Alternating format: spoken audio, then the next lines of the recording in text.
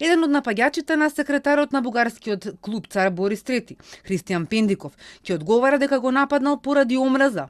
По другиот се уште се трага. Охридското обвинителство му поднесе обвинение за тешка телесна повреда од ставот 2, кој гласи: тој што ќе стори дело од став 1 при вршење семено насилство или од омраза ќе се казни со затвор од 1 до 5 години. Според обвинителството, овој обвинет заедно со уште еден се уште непознат за истрагата. Од омраза поради национална и етничка припадност. Тешко телесно го повредиле Пендиков. Обвинетиот охриѓенец се бранел со молчење, но до ваков заклучок обвинителот дошол врз основа на снимките од видеонадзорот, но и изјавите на сослушаните сведоци.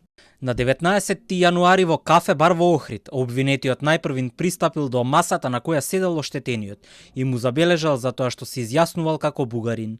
Подоцна, кога оштетениот го напуштил објектот и се движел кон неговото возило, обвинетиот и другото непознато лице почнале да го следат, го нападнале и го удирале со раци и нозе по главата и телото, нанесувајќи му тешки телесни повреди. Обвинителството бара продолжување на притворот за обвинетиот напаѓач, а за другиот инволвиран велат дека се уште работат на негова идентификација и приведување.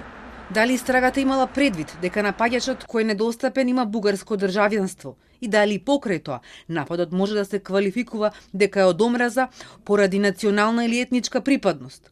Од обвинителството за Телма велат дека досега немале официјална потврда дека некој од осомничените е и бугарски државјанин. Пендиков до моментот на нападот немал бугарско државјанство, туку се изјаснувал како бугарин. Вчера министерот за надворешни на Бугарија Милков најави дека ќе добие во најбрз можен рок, но и стан, откако вчера беше пуштен од болница.